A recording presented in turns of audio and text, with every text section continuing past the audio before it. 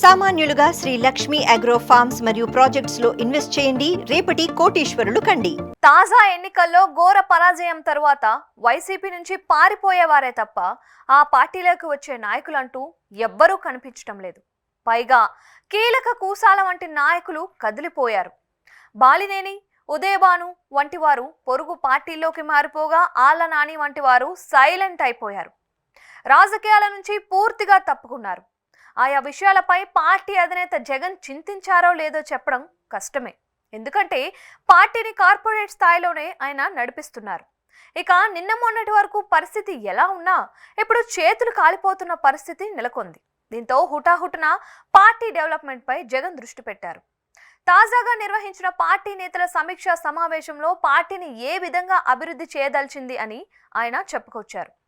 ప్రపంచ స్థాయిలో ఏ పార్టీ కూడా లేని విధంగా తమ పార్టీ ఉంటుంది అని చెప్పుకొచ్చారు. క్షేత్ర స్థాయిలో ఎంతో మందికి అవకాశం ఇచ్చామని, ఇప్పుడు కూడా ఇస్తున్నట్లు తెలిపారు. కానీ వాస్తవం చూస్తే పదవులు తీసుకున్నవారు మాత్రం మౌనంగా ఉన్నారు. పదవులు రానివారు దూరం అయ్యారు. ఇది ఇప్పుడు వైసీపీ పరిస్థితి.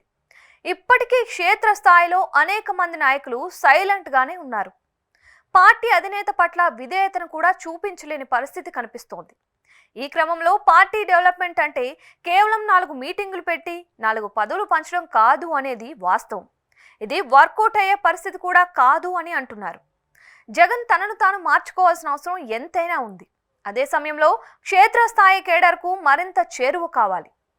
నాయకులకు అందుబాటులో ఉండాలి. ఏ సమస్య వచ్చినా మధ్యవర్తుల ప్రమేయం లేకుండా కాచుకునేలా వ్యవహరించాలి. అప్పుడు కానీ పార్టీ అభివృద్ధి బాట పట్టే పరిస్థితి ఉండదు. అప్పుడు కానీ పార్టీ పుంజుకునే పరిస్థితి కూడా రాదు.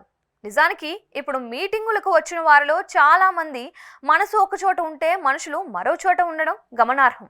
కాబట్టి అసలు మార్పు ప్యాలెస్లోనే జరగాలి అన్నది వాస్తవం.